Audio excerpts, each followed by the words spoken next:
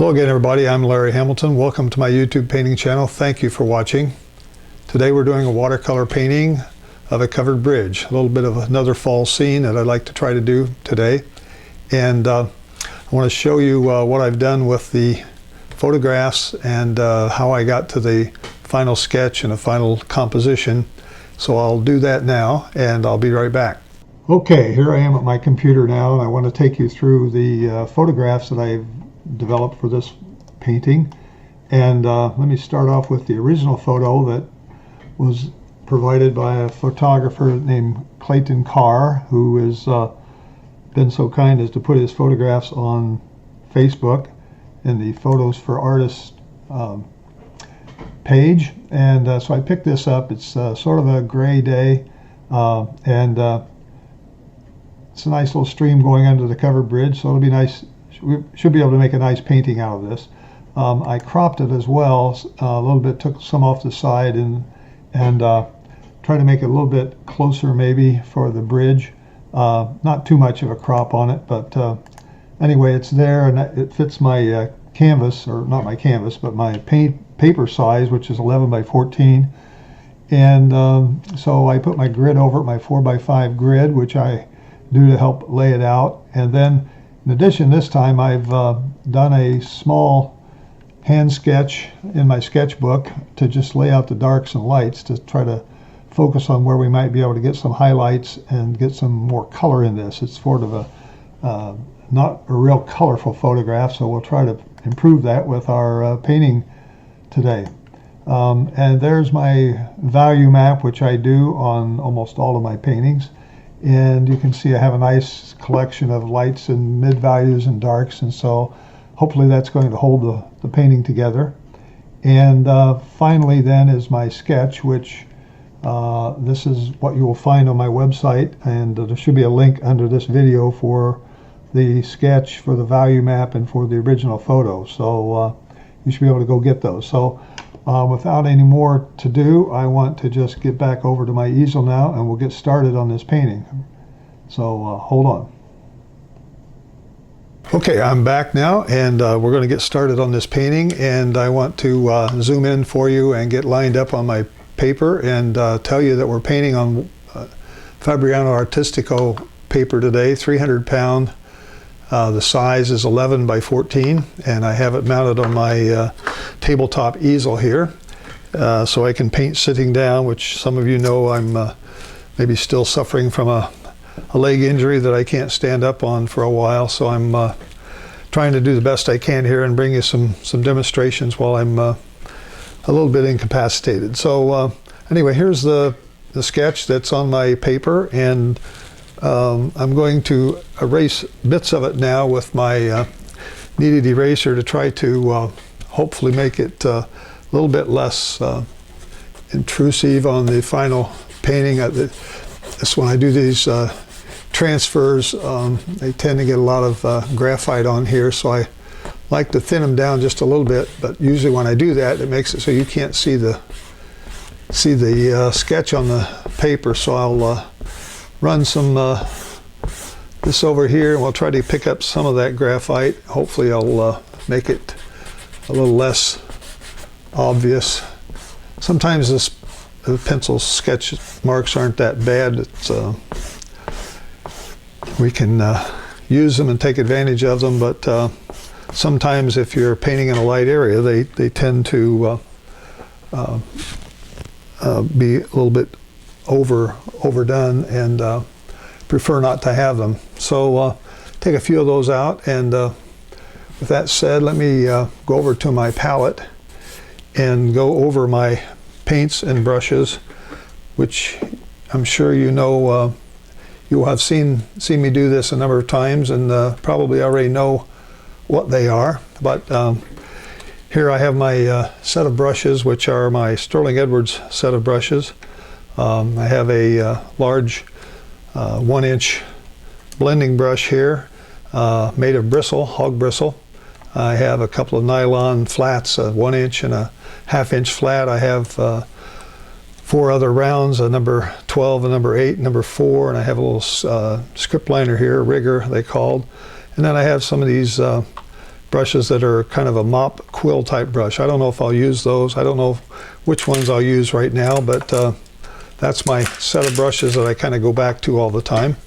Let me go around the paints for you and give you those names of these. Again, these are my Mary Blue transparent watercolors from Italy. Very beautiful paints, and I like really getting used to using them. Here I have neutral tint, primary blue, cyan, ultramarine blue. This is a permanent violet, bluish, crimson lake, primary red magenta, cadmium red, burnt sienna, raw sienna and yellow ochre, cupric green, sap green, limon yellow, primary yellow, burnt umber, still to grain brown, Avignon orange. I have a couple of gouaches over here that I probably won't use today. I haven't used them much at all. This is a black gouache and a white gouache. And I have a couple other colors I've been experimenting with, particularly in these fall scenes. This is a cadmium orange and a cerulean blue. And I have lamp black and titanium white here that are both transparent watercolors that are usable in watercolor paints. Some people don't like to use white in transparent watercolors, and I don't use it hardly at all, but sometimes they might be valuable. So I get started. I've got my brushes here, and I've got my paper ready to go. So I'm going to take some time and wet down the top of this painting up here where the sky is and behind these trees. Just some clear water, and put it in so these trees can kind of blend in with some of the background, and I want to bring some of them forward. But that's about all the water I'm going to put on it right there. I don't know if you can see it. This is 300-pound paper, so it holds a lot of water. So I usually go over it a couple of times to let it soak in and give it a few seconds to let it get absorbed into the paper. And now back to the palette. I'm going to pick up some of my ultra blue here on this big brush, and maybe put a little bit of my neutral tint in there to kind of gray it down just a little. I don't want this to be quite as gray as the photograph was, so I'm going to probably lighten it up a little bit.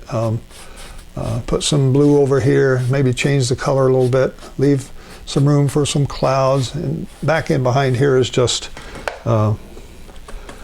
nothing spectacular. I just wanted to show some blue coming through that I can paint some trees over after that dries a little bit, and it'll show through, and that'll be about it. As long as it's wet, it comes off very soft, has a very good texture to it. Up here I was trying to leave a little bit of white for some clouds. Maybe I need to darken part of that up in some areas, take just a little more of this blue, and maybe put a few more things down here. There's going to be trees covering some of this up as well, so we'll just leave it kind of like that, let it soften off, and this little blender brush, this bristle blender brush really does nice things for getting these initial washes on. Okay, so much for that. Now I'm going to go back and get my 1-inch flat here and start picking up some of this neutral tint and a little bit of my, I'm going to change the color of this bridge slightly from a pure boring gray to, I'm going to add some brown in it and that sort of thing. So the roof will probably be gray, but I'm going to put in some of these colors here that maybe help it look more like a bridge would, a covered bridge. I don't know if you have covered bridges in your area or not, but where I grew up we had a lot of covered bridges near where I lived, and they were always fun to go see these. particularly in the fall when colors were changing, and I used to like to go see that. I'm going to put a few blue streaks in here, pull a little bit down this way. Over here, this is the bridge. It is supposed to be a medium value instead of a dark or black value. I want it to be medium. Leaving room for that little window there in the side of the bridge. And I'm mixing up the colors. You can see how much nicer that is than just one big gray panel. You want to mix your colors up, have some nice variegation in the color, and change up everything you can. If you can think of a way to do it, change it up. So this bottom of this bridge has some rough areas down here because they're just boards that have been nailed on, and some come down further than others, so it doesn't have to be a perfectly flat or a perfect line across, I guess I want to say. I'm going to lighten this area up over here because I want to put some trees over it, and that will lighten up quite a bit on that side there. Okay, so that's the side of our bridge right there. I'll come back and maybe put a few more things in there. I've got a little blossom starting here because I went back in there with water on my brush, and it's okay to leave that in, I suppose. But let's see if we can put something on this roof that maybe puts a little more color in here. Try a little bit of this. These are in their Crimson Lake, along with my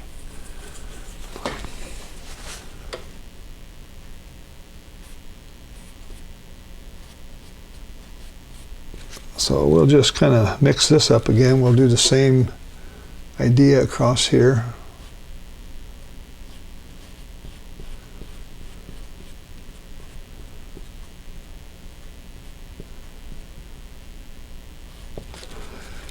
Change the color, change everything we can think of.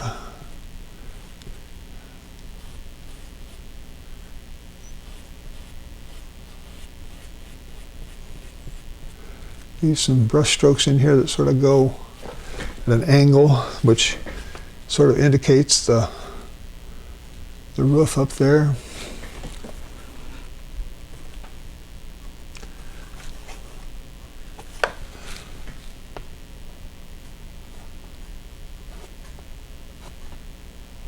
Pretty rectangular deal there. All right, left a little bit of a white area there. Gives it a little separation. This, I'm going to have trees over here. I'm going to have a bunch of trees behind this, not in front of it. There's going to be trees in front of it over here, so I want to kind of preserve that. Okay, now let's see this area back here. We got a stream that comes down this way.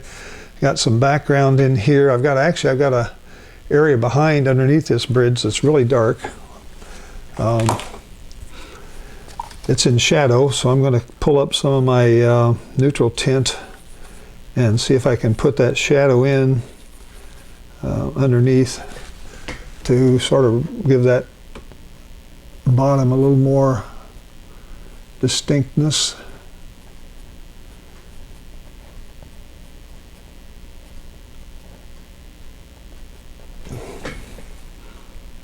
Something like that. So we're seeing the underneath side of this bridge here in the back that's in shadow.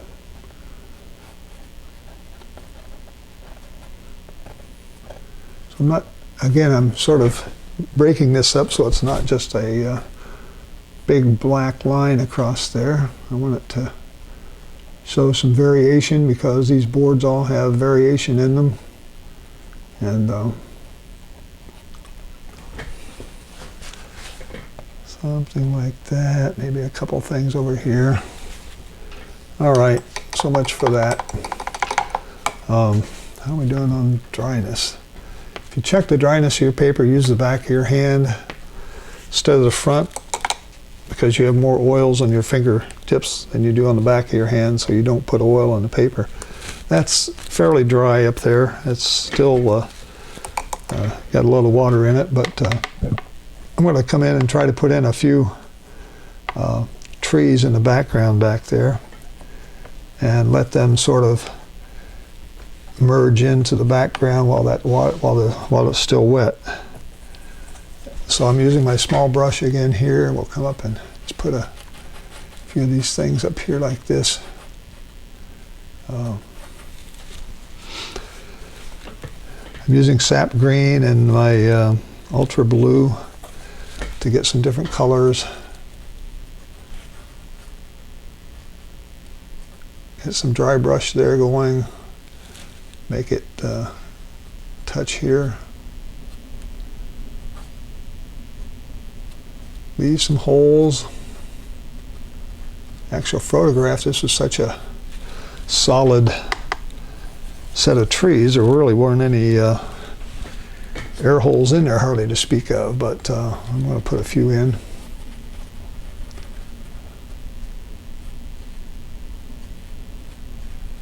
Little things out like that. There we go.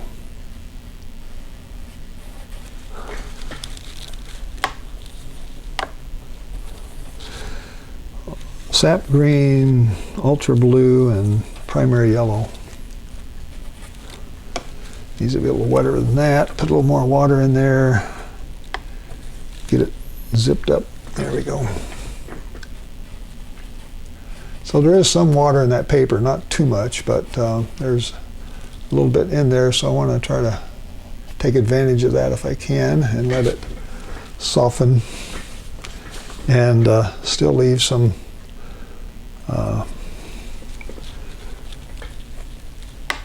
room in there to get some hard edges and get some changes in value, changes in texture. It's really kind of dark in here some areas, so we'll use that. Put a little bit over here, bring it back, leave a little bit at the top. Close that corner in pretty nice, doesn't it? Well, a few other colors in here to help keep it so it's not quite so dark blue.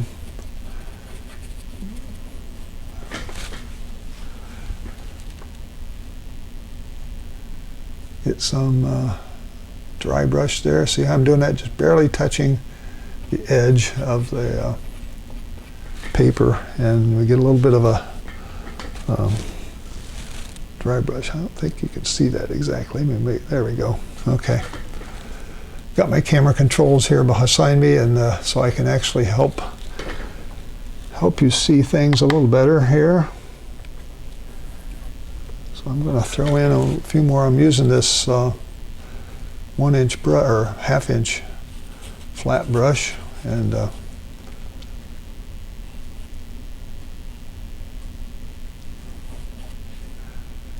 come down this way, put in some. The other thing, I can use this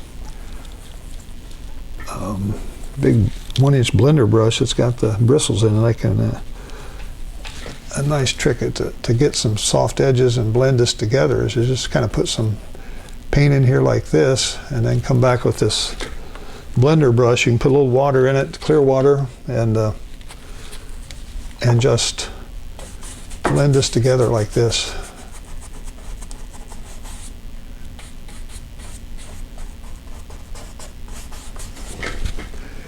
See how nice of a thing that makes. That was a little too dark up there for me. I like to have that corner closed in, but I didn't like it quite that dark, so I'll just lighten it up a little bit. Got some really dark colors under here. If I want that dark color, I might want to put some of that darker color underneath the bridge down in this area here. Let's see, about in this area. This is all trees and stuff back in here behind this. So I'm going to throw in some more dark greens and leave room for my tree that's going to stick up here. And come back with my brush and sort of blend that together, blend it in.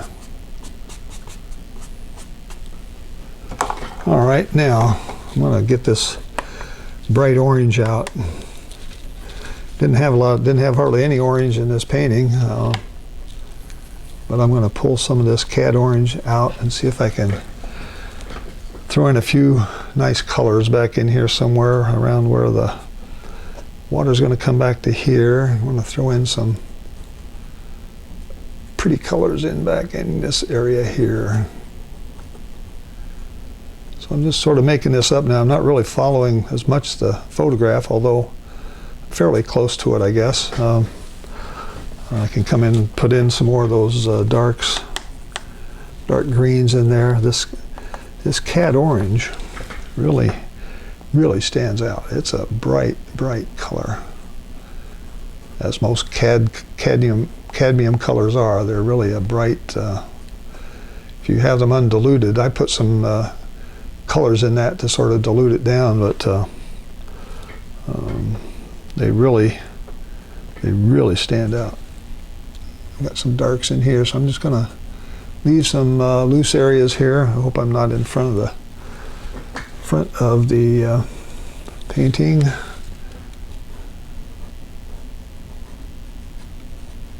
So let's put in some more stuff like this. Just shrubs and bushes and stuff back in there, and more trees. And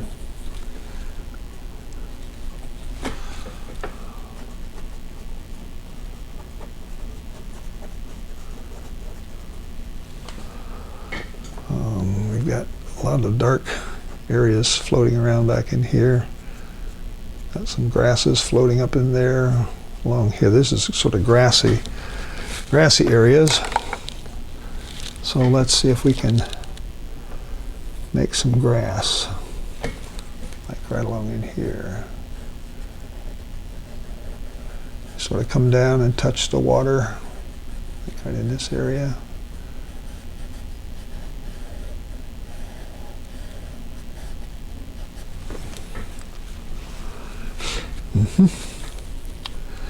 Got some more darks. Put a few darks in this area here.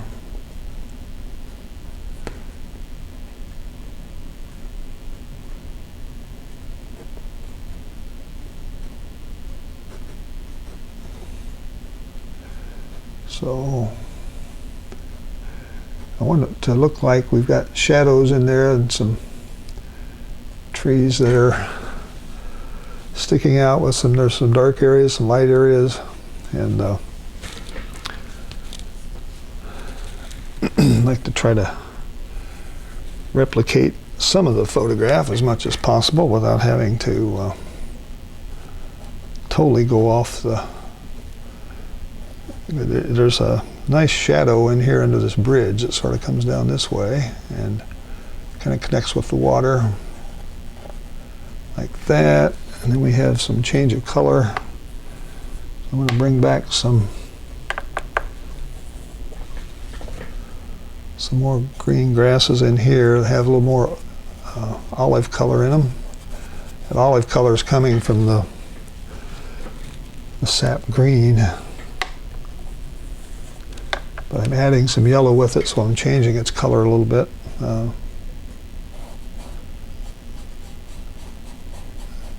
So these brush strokes are helping to tell the story that this is a bank that's kind of going back into the trees, which is what I want. So just throw some colors in there and don't be too finicky about it. Throw in some other tree-looking objects back in here.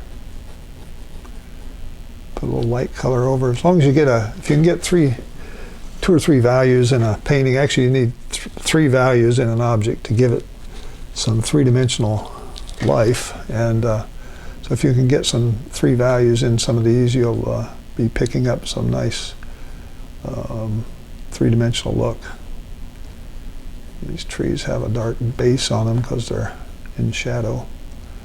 So let's get them darker along here. And I could come in and use my scraper or my razor blade over here and be using some bigger brush. And I've got a lot of paper to cover over here.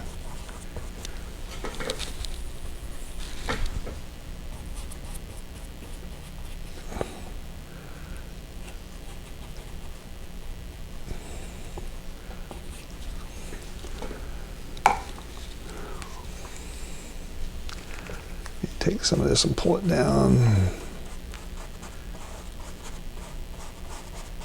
like this, and pull some of this up and come back and put some more in there. But that's kind of the look I want to get. I want to get kind of a dark look over there because I want this stream here to kind of stand out, and so that's the reason I'm doing that.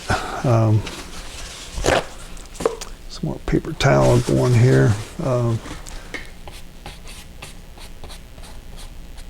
Okay, where's my razor blade? I don't know if I'm too late or not. It may be too late. I put a little scrape in here, like a tree or so, something like a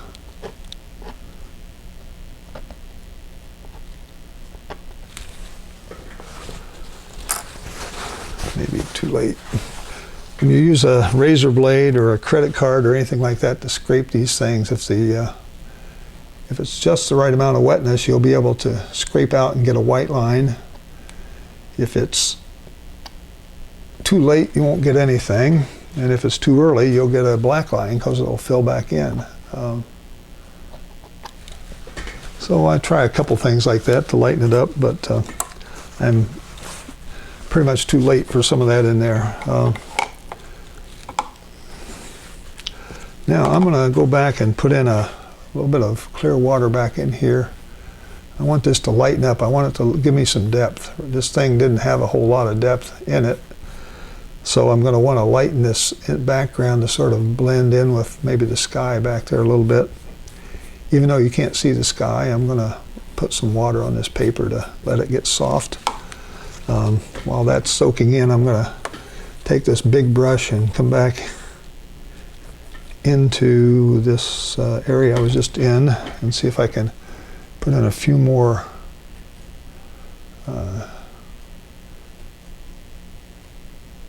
tree-like objects here to bring some stuff forward and make it look like we've got some more trees in here. This is fairly dry, so I'm able to paint right over that and leave some holes in it. And when I leave the holes, what you see is the layer underneath. So put some dark areas in here into this. It's still fairly soft.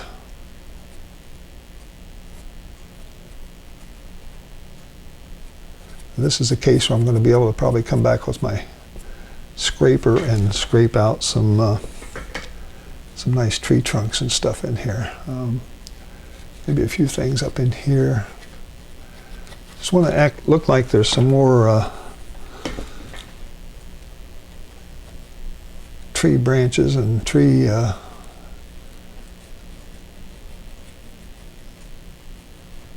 material here to work with. Let me try this now and see if I can show you how to scrape out a little tree trunk. There's almost too soon. Because it's going to fill back in on me probably.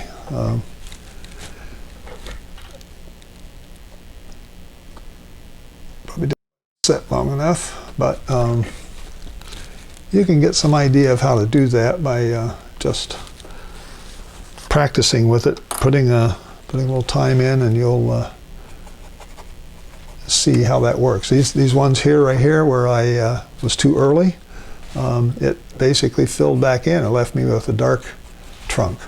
Ones up here where I was a little bit more on time, I was able to scrape the paint out and leave a white looking trunk there. So I hope you can see that, how that works. That's really a nice technique to use. You can use the corner of a blade like this if you have a blade that you can use. A credit card will work, but they tend to make darker or whiter marks. All right, so I'm getting some things that looks like there's trees going in there and tree trunks. And I don't want to go back in there now too many times at all. I'll mess that up if I do too much. The only thing I might do would you put a slight covering over a little bit of those tree trunks so it doesn't look like I stuck that totally on in front. I'll put a little bit of some dark leaves in here like this, and maybe a couple up here like that to just kind of hide it back in behind the behind there. All right, so I'm liking the way this is looking right now. It's kind of coming across pretty well. It's certainly making this bridge stand out, and that'll be fine. All right. I got some nice coloring here where that lightened up from my use of that bristle brush, and totally forgotten about my other area where I wet this down back in here. It's pretty well dried off. I got some color in my brush, so let's just put a little bit of that in here and see what happens. Okay, so I'm giving it just a touch of color. Add all this other color in there to change it so it's not totally green. All right. So hopefully when I let that dry and come back on top of it, I'll be able to show you that's a much got more depth in it than what the photograph had. The photograph sort of just cut it off like a wall there, and I wanted to make it a little more depth. All right, so I got a pretty nice thing going here. Let's see if we can do something maybe with this water. I don't know if it's too soon to start on that water or not, but I'm just looking for my eraser, and I don't know where I did with it. There we go. These lines are going to be too dark in here, so let me take a few of those out. All right. This water has it's a sort of steel gray almost color, and so I would make that with my ultra blue and my neutral tint, and add a little bit of my burnt sienna here. Burnt sienna and blue make a gray, so I'm going to see now if I can get a little bit. It's really pretty light. It's almost white. The area that's darkest is in this area right in here. So I want to kind of pull this shadow. This is a shadow of the barn, of the bridge above it. So I want to leave that as much as I can there. Let's tie it in over here with this green grass area. Have some areas that are darker along the bank over here, like that. And then just using that color with a little more water in it, I can start pulling across and getting another set of, I'm going to leave some areas for little white areas in here to indicate there's some ripples going on. So I'm just sort of leaving a kind of a jerky hand motion here, if you will, to indicate that. I'm going to change the color a little bit, put a different color here, maybe some more jerkiness darken it up. There's another rock or two coming in here. So this rough texture right there, by just taking the brush and sliding it very quickly, leaves me a texture that looks like there's ripples. There's almost waves coming down. So over here we got the same kind of thing going on. Just pull some fast movement, lets it look like there's ripples going on.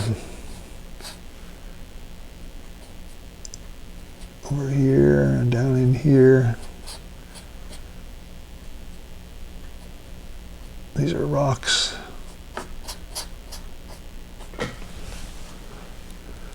Okay, let's put a little more water in here and sort of tie the tops of these down so I've got the tops of the rocks at least covered, so I can come back and put those rocks in better. All right, so that's a bunch of the water right there. The water back here is a lot lighter. I'm going to try to pull a little of this lighter reflection in, if I can get a little bit of that Crimson Lake to sort of lighten it up a little bit back in here. It's still too dark, very dark, darker than I want. So let's just soften it off. Throw a little bit of that color up here so that it doesn't get totally left in the back. All right, got a lot of that one over this way. And then back here we've got a little edge of the bank going on back there. Little edge of the bank going on right here. So now by just touching that in, you're able to see with this old big brush, you're able to see the definition of the bank a little better because it's a little bit darker. Like that. That's kind of drying out up there. Put a little bit of that color in here in some areas.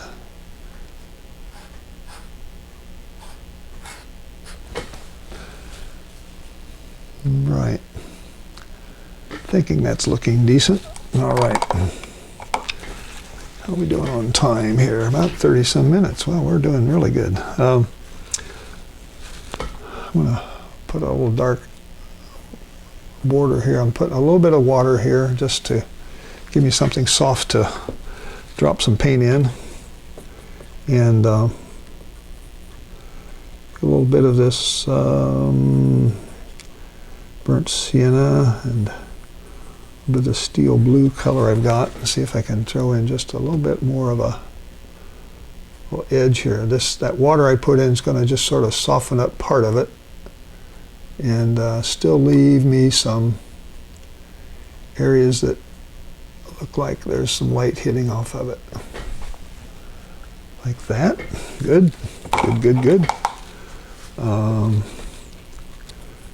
This opening here where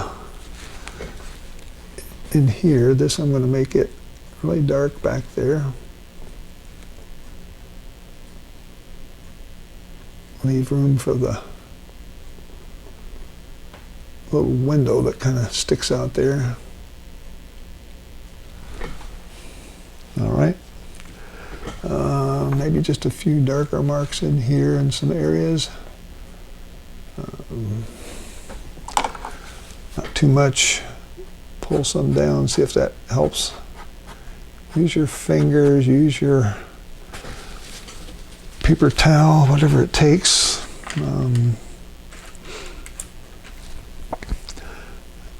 I do have some lines I could put in here. I'm letting this other stuff dry, so I'm going back on this area that's already dry here, and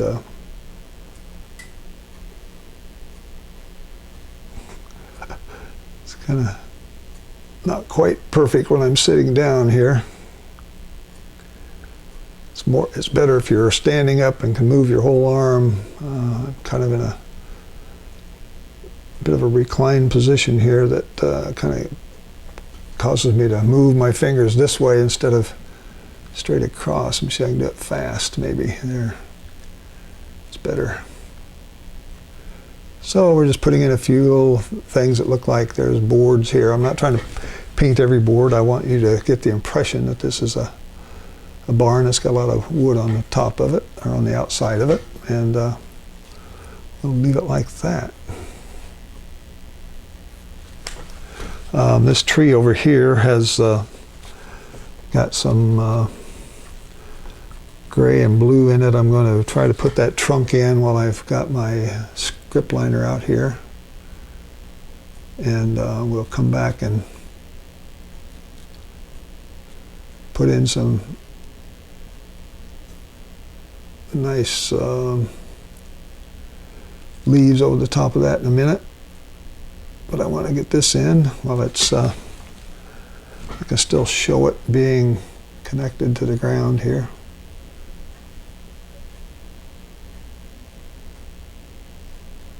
There, like that.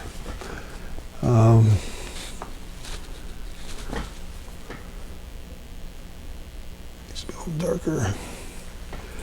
This area down here, if I want to connect that together, I'm going to pick up just a little more of my color here for the ground and grasses, and sort of put another little, I don't know what you call it, a little bush of some kind there in front of it, so it kind of hides it, makes it look like it's sticking in the ground. And also I want to keep this idea with these brush strokes coming down to show you this is some bushes in here. Scrub some of those in, pick up a few more dark colors and put some colors in beneath them. So the counter change of the light and dark and the midtones there help tell you there's a lot of shadow. This is in shadow, and there's a lot of grasses and all kind of stuff going on here. All right, now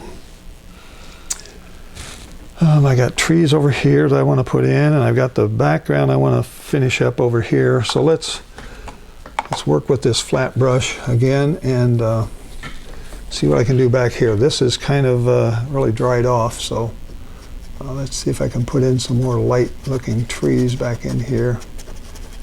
Got some sun hitting on them. Pick up some more of my bright yellow, maybe primary yellow, stick some of it in there, and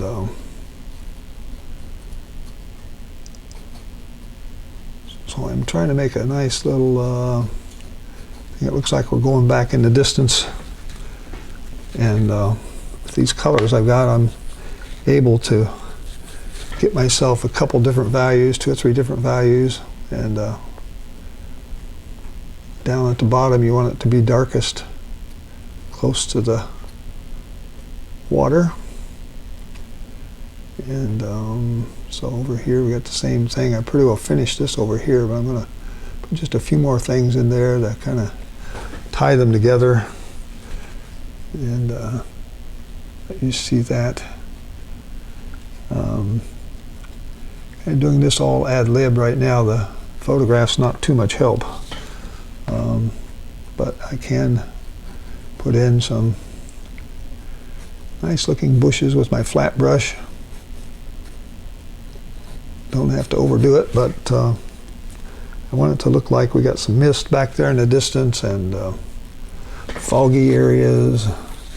Pull some more of this orange color in, yellow colors, mix it up because it is a sort of a changing fall scene here. All right.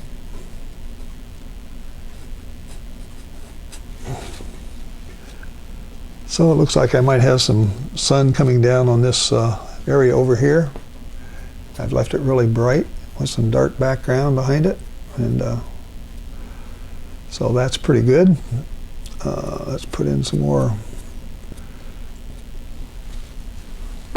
Excuse me.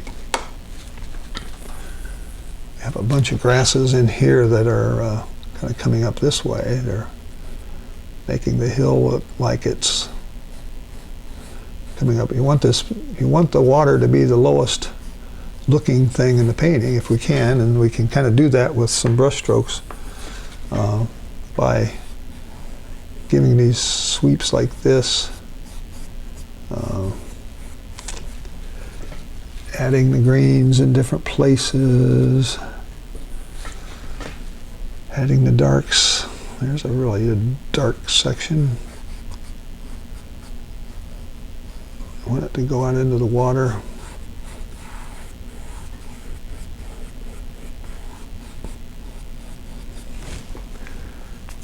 Okay.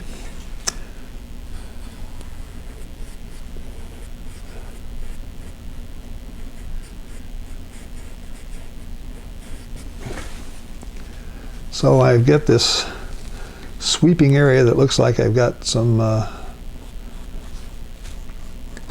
banks on both sides of this, and I've got a nice little stream that's kind of running off in the distance. It's the plan anyway. That's the idea. And everything here is very orange and yellow. Got this black in my brush. Let me see if I can throw in one of these old rocks down here.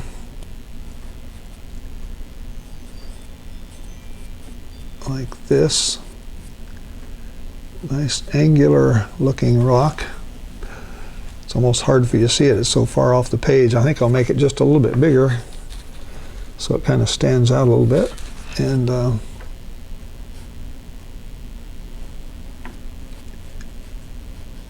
like this.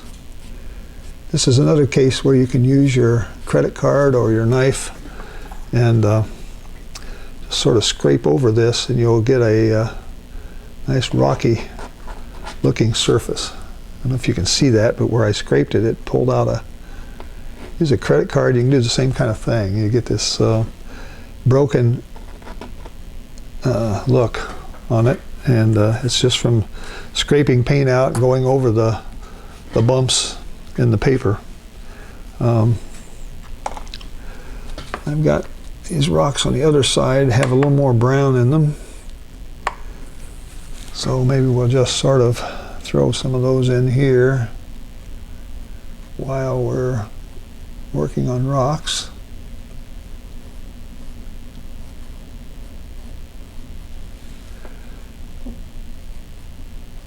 They have to stand out from the water behind them, otherwise we're going to be deceiving. The viewer is not going to know what we're painting. So let's pick up a little shadow color and put a nice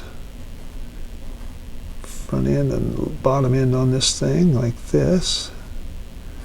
And if you paint into wet, you'll end up getting this nice looking rocky surface. And if you come back and use your scraper, you can scrape some of that out and you can get a little more texture in it. Let me see what happens if I do this. There's a. So I got some rough texture there. Way to go. Pull in some other colors down here. This, I'm going to show you another technique with rocks. You can like put a little bit of water on part of this, like right here, just the top like that, and then come back with your paint and just sort of touch it, and that will bleed. And then as you get down farther down, it doesn't bleed because the paper is dry, so you get a little bit of a highlight surface there from just putting some water on it. See if I can get this up a little bit. Oh, there, I can let you see the rest of that. And then this area over here, I want it to be a little darker than what's behind it, so I'll pick up a little more of my darker colors.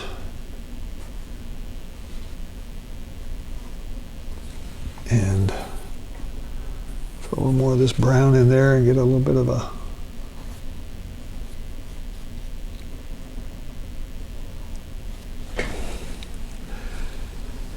and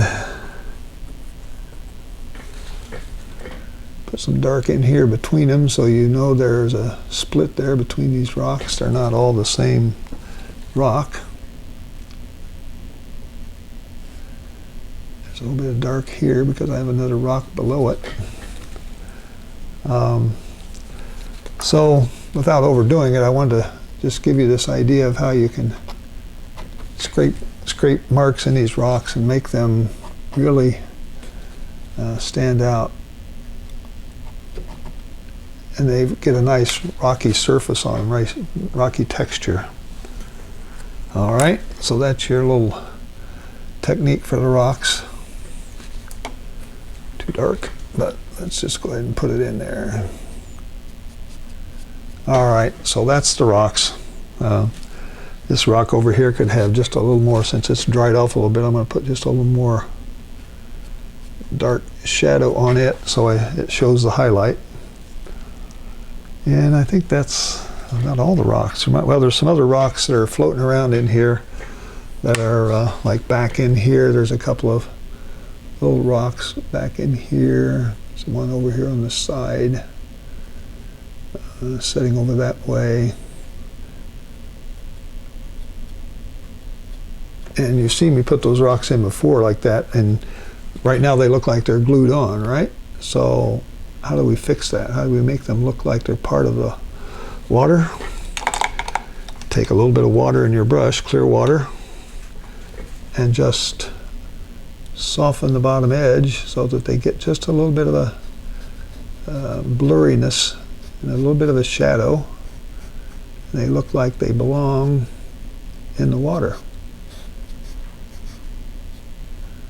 Put in a few more horizontal marks here and there, picking these up. There's some areas here that look like there might be a rock of some kind in there. I'm just going to throw in some abstract marks that let your mind figure out what that is. I think the water's running this way, so it's running over these rocks away from us. At least that's the way the photograph looks. I don't know, I didn't take this picture. As I told you, it comes from a person who puts their photos out on our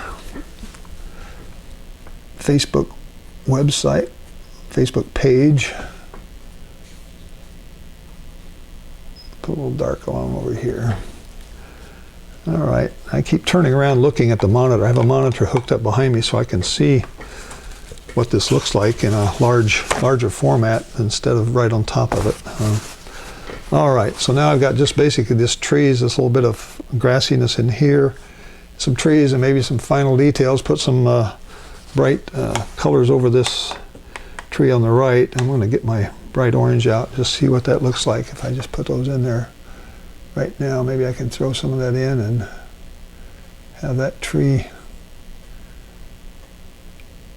spotted in without too much fanfare. Put in some dry brush, very dry brush.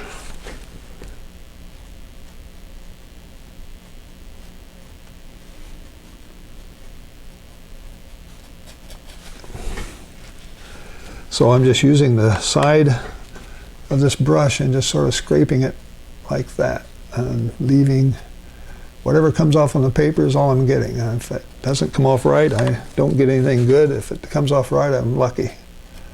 So try to get lucky. Sometimes it's better to be lucky than good, maybe. When it comes to watercolor painting, for sure. Pick up some more of this yellow over here. Some bright yellow, and see if I can just touch in a little bit more. If I overdo this, I'll ruin it, but I want to have a couple different values in there. So the yellow is there to add a little bit of a different value. So that's pretty good there. It's the same kind of stuff I want to do down here pretty much. I've got it in back here. I think that's okay. I'll leave a few dry brush edges here over this. I'm gonna come back, since I got this in my paint brush, I'm gonna put just a few of that color, pull that color over. That way we get a little balance in the painting. We don't have it all on one side. Put a few down here. Maybe even start bringing some over here. I'm going to get the bigger brush because that little brush is not going to do what I want to do in here. Get moving here. We're getting just about finished with this. So I'm going to pull these things back. Big brush work here.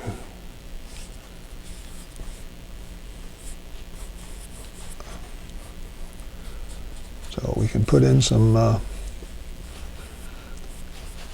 trees that kind of stick up here, put some of the little flicks that I like to put in that show there's some bushes and stuff sticking up by just pulling the brush up like this. Get some of that darker color and just throw it in. As long as you move fast and pull your brush away, you'll get the kind of stuff I'm looking for there.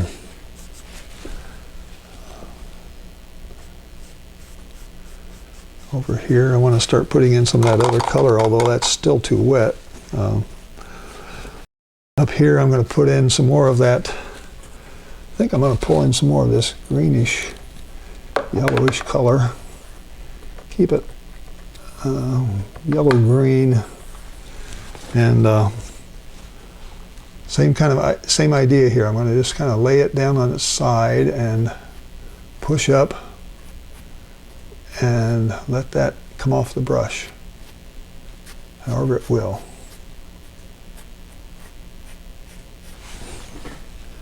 See how nice and transparent that is? It's just so light and airy.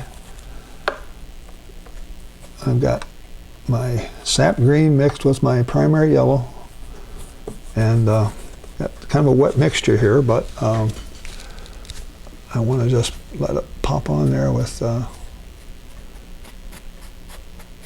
however it will. You can see the bridge through there.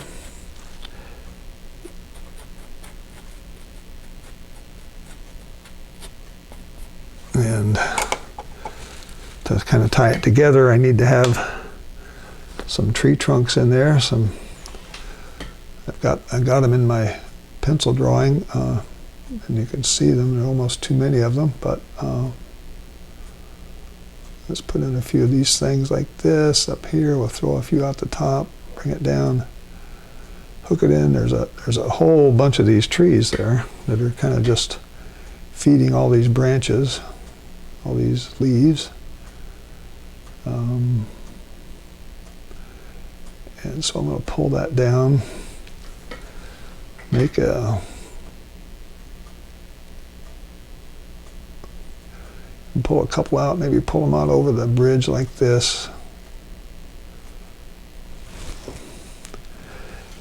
And don't want to get too many, but I want to have some differences in it. And while I've got that now, I can come back and over the top of that to make it set in there more. I'll come back with some of this yellowish, greenish, orange color. Get a little more paint on my brush, a little less water, and come back over those so I don't see those as the only thing sticking on top. And I put in some of this more, a little bit paint that kind of goes over it and gives me a little bit of dark in some spots so I can kind of hide the branches in some areas like this.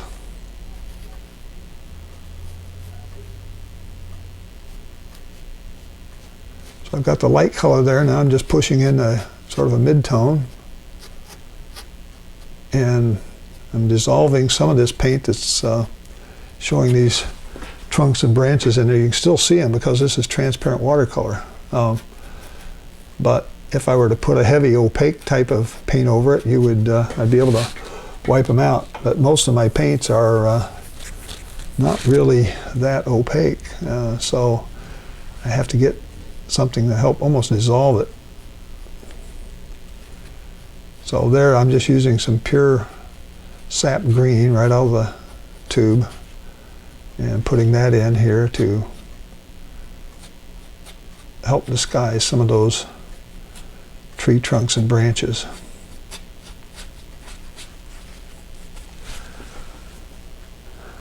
See the difference it makes when you want some of them coming out, and I just drew them in, and now I'm coming back to try to cover them up with a couple, 3 different values.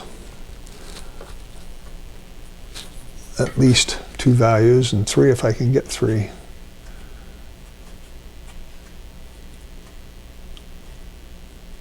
Okay. And as it comes down here, it gets even darker. So let's kind of mix in some brush down here that's going to be darker. It's going to pull that right in so that it's part of the painting. It's not stuck on top. All right. These are just dry brush things that stick up. Push on them. Get some paint in your brush and just let it kind of go into the dry areas like this. So there's I'm getting that 3rd darker value by pulling in some neutral tint. So 3 values, you get the 3-dimensional effect of light, medium, and dark, and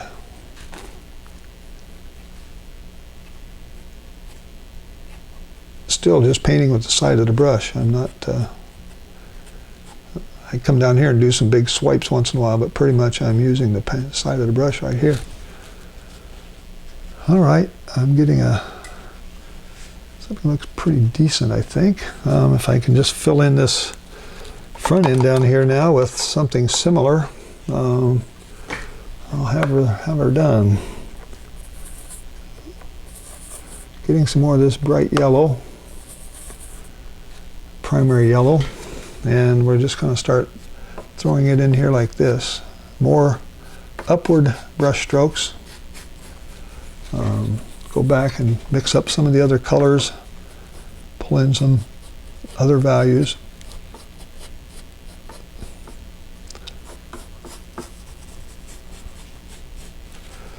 I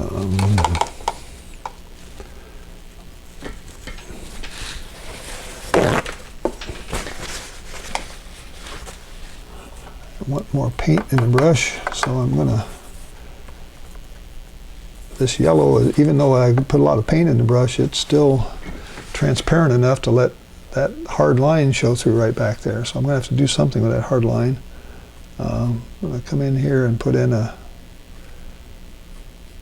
sort of a base underneath this, run it down here, and give me something to work from on top. I can lay paint down on top of that now. So I've got this yellow, light, transparent color underneath. I'll just throw in some more of these colors on top.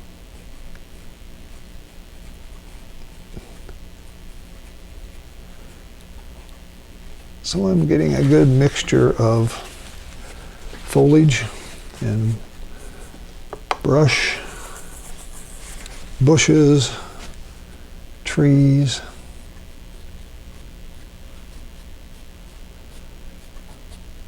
upward strokes.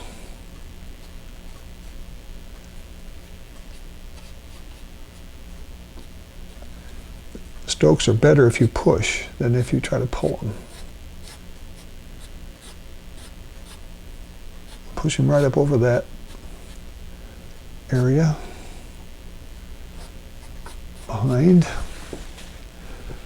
I'm getting a hard edge down here now because I took the brush and went like that. So let's try to change that a little bit.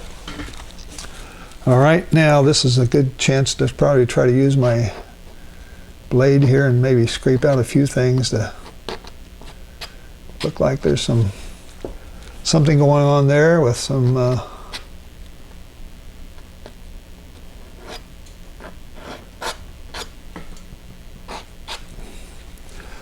other thing you can do is use your blade and you put paint on it, a real thin edge of paint, and you can kind of stamp in some things like that. You see that was done with the razor blade.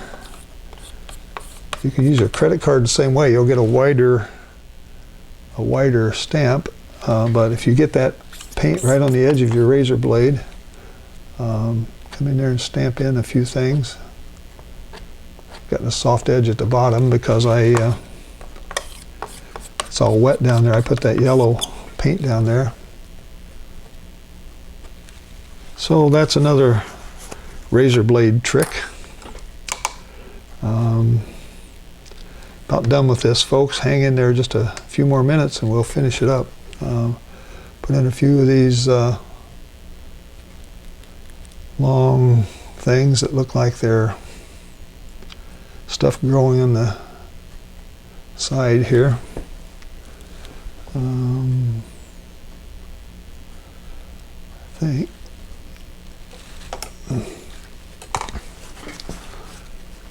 what else can I do? I think I'm about finished with this because I want it to still maintain that spontaneity and not have a overworked look.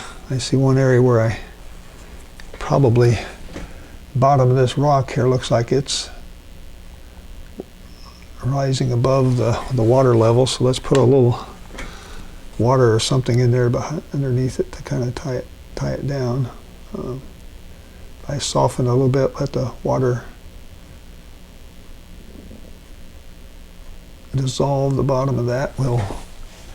Doesn't look quite like it's sitting up. It still looks like it's kind of out in the open there, kind of hanging on by itself. But I'll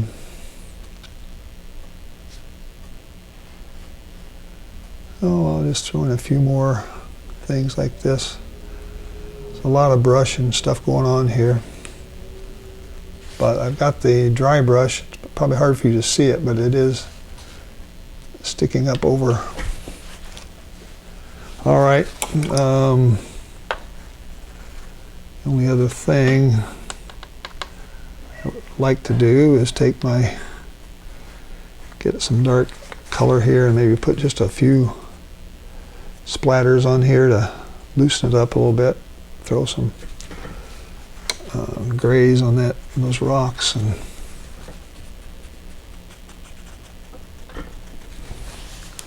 like that. And I think maybe a few more calligraphic type marks here to put in a little bit more of my tree over there, strengthen that side of it, to put a few more tree looking things over here so it doesn't look so empty. Maybe just over here on this side, just a couple of heavier looking trunks that go into those bushes, or this tree over here. So should either be together or separated. I don't know. I don't like the way it looks right now, but all right, let's stop fussing around here. There we go. And a few little things over here maybe. All right, folks, I think that's gonna do it for me. I